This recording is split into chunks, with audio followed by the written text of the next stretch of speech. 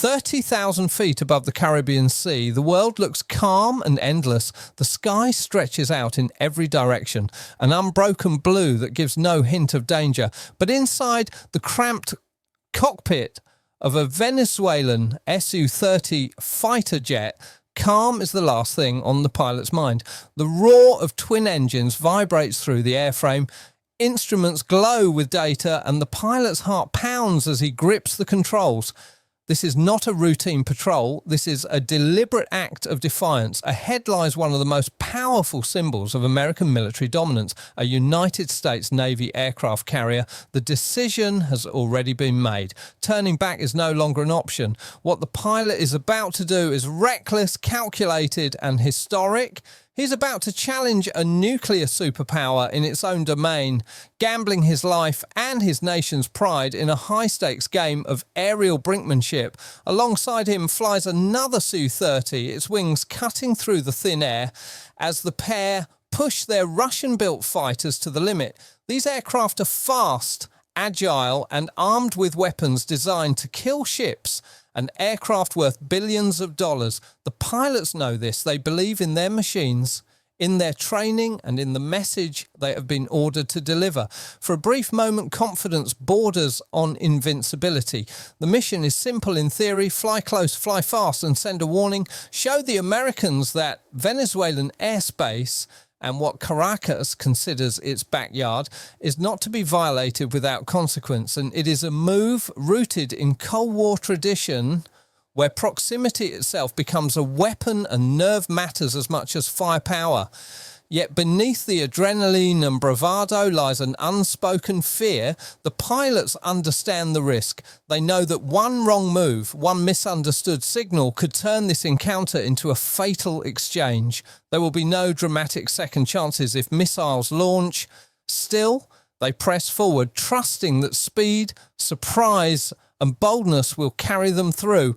What they cannot see is the invisible battlefield surrounding them, an unseen web of sensors, satellites, and electronic systems already watching their every move. As the jets surge onward, the pilots believe they are the hunters. They have no idea that from the moment they left the runway, they have been anything but. The Venezuelan pilots were not flying a routine patrol or responding to an unidentified aircraft near their borders. You know, their mission had a clear political purpose: to send a message. Far out in the Caribbean sailed the USS George Washington, a nuclear-powered aircraft carrier and one of the most formidable symbols of American military power. To Caracas, its presence was not neutral. It was seen as a provocation, a deliberate intrusion into what Venezuelan leaders viewed as their sphere of influence. For the United States Navy, the carrier represented stability, deterrence, and reassurance to allies. But from the Venezuelan perspective, it was a floating challenge, a reminder of US dominance operating uninvited in waters they considered strategically sensitive. The decision to confront it was not made lightly. It came from higher command, shaped by years of political tension and an urgent need to project strength both domestically and internationally. The two Su-30 fighters were chosen precisely because of what they represented. They were among the most advanced aircraft in Venezuela's arsenal, equipped with modern avionics, long-range sensors, and powerful weapons. Speed and surprise were central to the plan. The pilots believed that by approaching quickly and aggressively, they could rattle the carrier group, force a reaction, and demonstrate that Venezuela was neither intimidated nor powerless. Confidence grew as the jets streaked toward their target. The pilots trusted their missiles, their radar systems, and the reputation of their aircraft. They believed they held the initiative, that the vast American warship ahead of them would have little time to respond if the encounter escalated. In their minds, the advantage lay with those bold enough to act first. What they did not realise was that the encounter had already been decided long before they reached open water. The USS George Washington did not sail alone, and it did not rely on eyesight or luck to defend itself. Surrounding the carrier was a layered shield of sensors, escorts, and advanced tracking systems designed to detect threats hundreds of miles away. The approaching fighters were already being watched, classified and analysed in real time as the Venezuelan pilots pressed forward, convinced they held speed, firepower and surprise. They were unknowingly flying into a carefully constructed net. The confrontation they sought was unfolding on terms they did not control against an adversary that had seen them coming from the very beginning. What the Venezuelan pilots did not understand as they powered toward their objective was that the confrontation had been decided long before their aircraft ever left the runway. While they believed they were executing a bold and daring manoeuvre, they were in reality flying straight into an environment dominated by systems they could neither see nor counter. The battle they were preparing for was not one of speed or missiles, but one of information. As the Su-30s armed their weapon systems and adjusted their flight profiles, an invisible web was already tightening around them, far beyond visual range. Advanced sensors were tracking their every movement, altitude changes, acceleration, heading, and even electronic emissions. Satellites, ship-based radar arrays, and airborne early warning platforms were quietly sharing data in real time, constructing a precise and constantly updating picture of the airspace. The Venezuelan jets were not hidden predators, they were clearly marked targets. This is the defining reality of modern warfare. Victory no longer belongs to the aircraft with the most dramatic manoeuvres or the fastest top speed. It belongs to the side that controls the flow of data. In this environment, information itself becomes a weapon, one capable of neutralizing even the most advanced fighter jet without firing a single shot. A multi-million-dollar aircraft can be rendered helpless simply by disrupting the systems that allow it to see, communicate and decide. The pilots believed they were approaching a carrier battle group, expecting a tense standoff or a reactionary scramble of defensive fighters. What they failed to recognize was that the carrier group was not reacting at all. It was observing, calculating and preparing options with cold precision. Every second the Su-30s flew closer only strengthened the advantage of the force they intended to intimidate. This moment was not just a near miss in the sky, it was a demonstration of how warfare has fundamentally changed. The most dangerous weapon was not hanging under a wing nor housed in a missile tube. It was the unseen digital architecture that linked sensors, platforms and command centers into a single unified system. By the time the Venezuelan pilots believed they were entering a position of strength, they were already trapped within a battle space they did not control. Their confidence rested on outdated assumptions about power and confrontation, assumptions that modern technology had quietly and decisively erased. This incident was far more than a tense encounter between aircraft over open water. It served as a powerful lesson in how modern warfare is fought and won. In earlier eras, dominance in the sky depended on speed, firepower and daring maneuvers. Today, those factors matter far less than control of information. The true weapon in this confrontation was not a missile or a cannon, but the ability to collect, process and manipulate data faster than an adversary can respond. What unfolded shocked military observers because it exposed how quickly advanced hardware can become useless when stripped of its digital backbone. A fighter jet worth tens of millions of dollars is only as powerful as the systems that guide it, radar, sensors, communications and data links. When those systems are compromised or overwhelmed, even the most formidable aircraft becomes little more than an expensive, blind machine hurtling through the sky. To understand why this moment carried such weight, it must be viewed against the broader political backdrop in South America. Tensions between Washington and Caracas had been steadily escalating for years. Sanctions, diplomatic isolation and ideological hostility had hardened positions on both sides. The Venezuelan government, supported by Russian military advisors and sustained in part by Chinese financial backing, had grown increasingly confrontational. Rhetoric was no longer enough. Action was required to project resolve. Venezuela's leadership believed that displays of military confidence could compensate for economic strain and internal pressure. Aggressive maneuvers, troop movements, and symbolic challenges were intended to demonstrate strength to both domestic audiences and foreign partners. But this strategy relied heavily on appearances rather than substance. It assumed that possessing advanced equipment equated to true combat effectiveness. The encounter near the carrier shattered that illusion. It revealed a critical imbalance between perception and reality. While Venezuela had invested heavily in visible military assets, it lacked the deeper capabilities that define modern power: integrated command networks, resilient electronic systems, and real-time battlefield awareness. These soft capabilities, often overlooked, determine the outcome of contemporary conflicts. In this sense, the episode was not just alarming, it was instructive. It highlighted how easily miscalculations can occur when leaders confuse symbolic strength with actual dominance. In an era where wars are shaped by algorithms, sensors, and invisible signals, relying on raw hardware alone is a dangerous gamble. What happened next would only deepen that lesson, leaving lasting questions about readiness, strategy, and the true nature of power in modern conflict. To understand why this encounter carried such dangerous implications, it is necessary to look beyond the aircraft and into the growing instability that has been building across South America. For several years, relations between Washington and Caracas have steadily deteriorated, reaching levels not seen in decades. Political hostility, economic sanctions, and ideological confrontation have transformed the relationship into one defined by mistrust and provocation rather than diplomacy. The Venezuelan government, isolated from much of the Western world, has increasingly turned toward Russia and China for support. Russian military advisors have played a visible role in shaping Venezuela's defense posture, while Chinese loans and investments have helped keep the regime afloat amid economic collapse. Backed by these partnerships, Caracas has adopted a more confrontational stance, believing it can resist US pressure through shows of military resolve.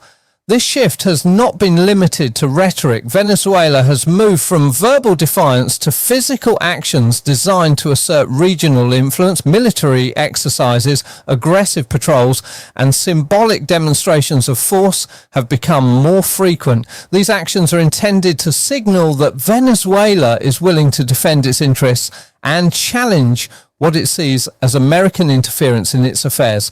At the same time, internal pressures have intensified. Economic hardship, political unrest, and declining public confidence have created an environment in which external confrontation can serve as a unifying distraction. By portraying the United States as an external threat, the regime seeks to rally nationalist sentiment and reinforce its legitimacy at home. The situation has been further inflamed by territorial disputes and regional rivalries, turning long-standing tensions into a volatile powder keg. In this climate, even limited military encounters carry enormous risk. A single miscalculation, an aggressive maneuver, a misunderstood signal, or a moment of overconfidence could escalate rapidly into open conflict. This is what made the incident so alarming. It was not an isolated act of bravado, but a symptom of a broader strategic gamble. Venezuela's leadership appeared increasingly willing to test boundaries, assuming that boldness would deter rather than provoke. Yet history shows that when tensions reach this level, restraint becomes fragile. The skies over the Caribbean were not just the setting for a dramatic encounter. They were a reflection of a region edging closer to instability, where perception, pride and pressure combined to create a dangerously combustible situation. One of the most dangerous flashpoints fueling this confrontation was a long-simmering territorial dispute that had suddenly been pushed to the brink of open conflict. The Essequibo region, a vast and resource-rich area officially belonging to neighbouring Guyana, had become the focal point of Venezuela's renewed assertiveness. Rich in oil, minerals and strategic value, the territory represented both economic promise and nationalist symbolism for Venezuelan leadership, reclaiming it was framed not merely as a political objective, but as a historical correction. In recent months, Caracas had escalated its claims dramatically. Troops were moved closer to the border. Public rhetoric hardened, and threats of annexation grew louder. These were not symbolic gestures alone. They were deliberate signals intended to pressure Guyana and test international resolve. The danger lay in how quickly a regional dispute could spiral beyond local control. The United States responded with a calculated show of presence by deploying the USS George Washington carrier strike group to the region as part of an operation known as Southern Seas. Washington sought to stabilise the situation without firing a shot. Officially, the mission was about protecting international shipping lanes, supporting regional partners, and maintaining freedom of navigation. Unofficially, it served as a clear warning that any attempt to change borders by force would face serious consequences. To US planners, the carrier's presence was a stabilising force, an unmistakable reminder of American capability designed to deter aggression before it began. But to Venezuelan leadership, the sight of a Nimitz-class carrier operating in the Caribbean was deeply provocative. It was interpreted as an affront to sovereignty and a direct challenge to regional authority. Rather than calming tensions, the deployment inflamed them. The regime faced a dilemma. Failing to respond risked appearing weak at home and unreliable to foreign partners. Acting recklessly risked international isolation, or worse. In that pressure-filled environment, confrontation began to seem like opportunity. A visible challenge to the carrier could be framed as defiance, proof that Venezuela would not be intimidated by American power. This collision of intentions, deterrence on one side and defiance on the other, created a volatile situation. What was meant to prevent war instead became the catalyst for a dangerous test of nerves, where political ambition and military symbolism pushed both sides closer to a line neither truly wanted to cross. From the perspective of the United States Navy, the deployment of the USS George Washington was a measured and professional operation. It was intended to reassure allies, deter escalation, and maintain stability in a region showing signs of growing volatility. Carrier strike groups are not sent lightly. They are instruments of strategic signalling designed to project calm strength rather than provoke confrontation. To American commanders, the mission was routine, grounded in international law and long-standing naval practice. But in Caracas, the interpretation could not have been more different. To Venezuelan leadership, the presence of a Nimitz-class aircraft carrier in the Caribbean felt deeply personal. It was seen not as neutral deterrence, but as a deliberate challenge, an unmistakable symbol of US dominance operating near what Venezuela considered its sphere of influence. That the carrier's massive flight deck, nuclear propulsion and air wing represented everything the regime publicly opposed and privately feared. For the Venezuelan government, this moment carried heavy political weight. Domestic pressures were mounting and regional ambitions were under scrutiny. The leadership could not afford to appear passive or intimidated, especially in the eyes of its own population and its foreign backers. Russia in particular had supplied much of Venezuela's advanced military hardware, and expectations came with that support. Strength had to be demonstrated, not merely declared.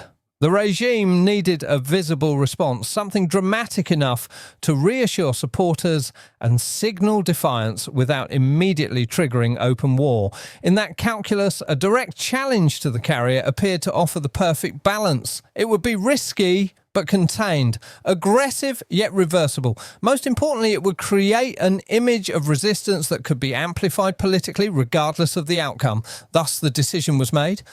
Orders were issued swiftly and decisively.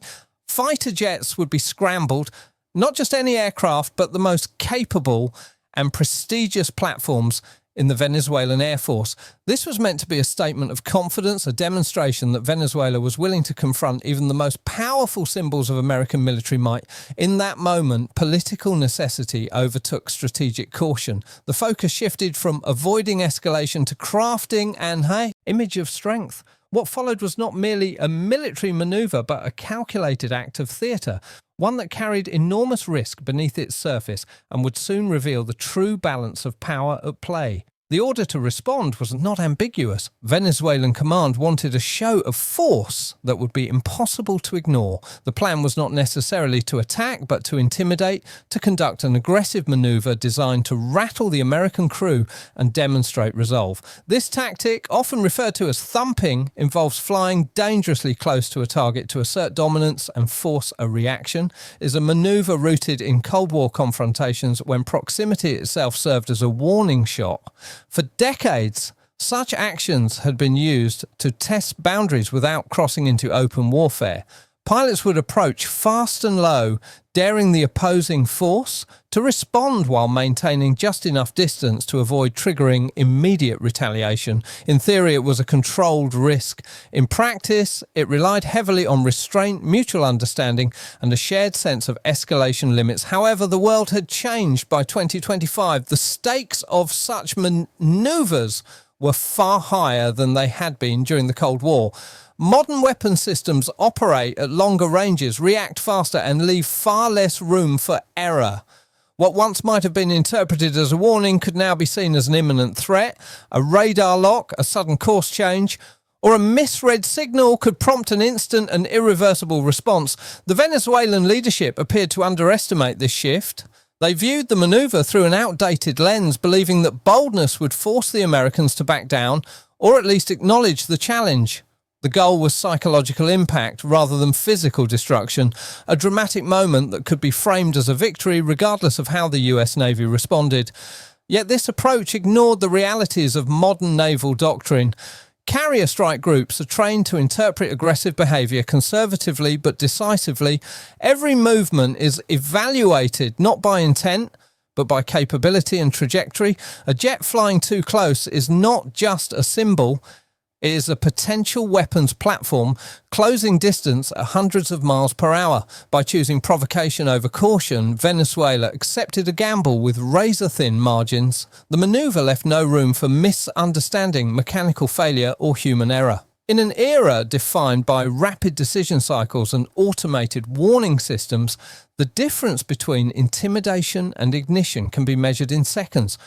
What was intended as a controlled display of nerve now risked becoming the spark for a much larger and uncontrollable crisis. The aircraft chosen for this mission was not selected by chance. Venezuela deployed the Su-30 Mk2, a fighter that represents the pinnacle of its air combat capability and the pride of its air force. Known in NATO terminology as the Flanker G, the Su-30 is a modern twin-engine multi-role fighter designed specifically to challenge Western air superiority. It is not a relic of past conflicts, but a platform built for high-intensity combat against advanced adversaries. Russia supplied these aircraft to Venezuela with scenarios like this in mind.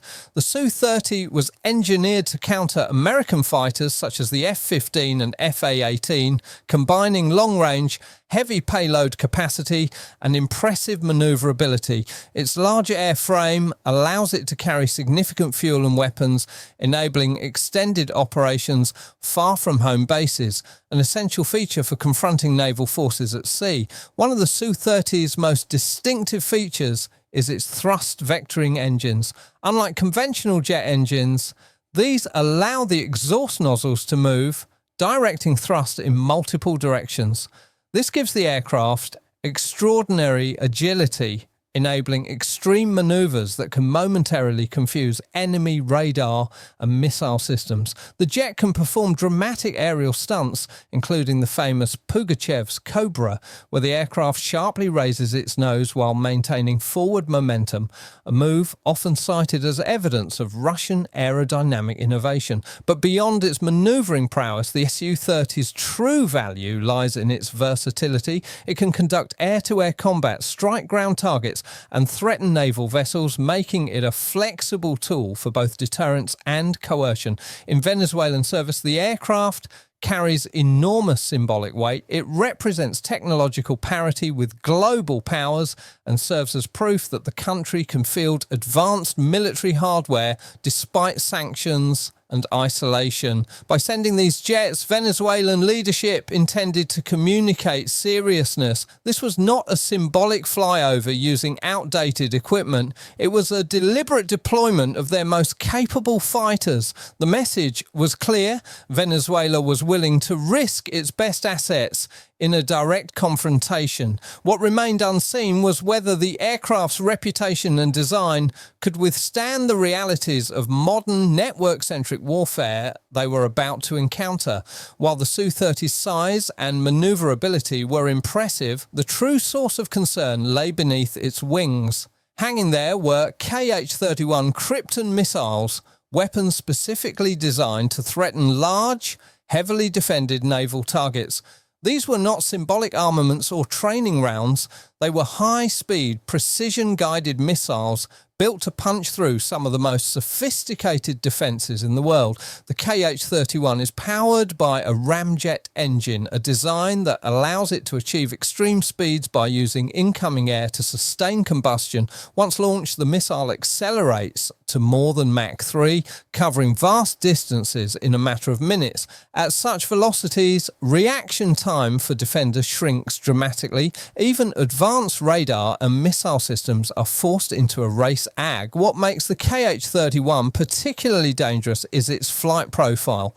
Rather than soaring high and announcing its presence, the missile is designed to skim just above the ocean's surface. Flying low allows it to blend into sea clutter on radar screens, reducing detection time and making interception far more difficult. A warship might detect the missile only moments before impact, leaving little opportunity to respond. In theory, a coordinated attack by two Su-30s armed with these missiles could pose a legitimate threat to even a carrier strike group. Saturation, speed and surprise form the core logic behind such weapons.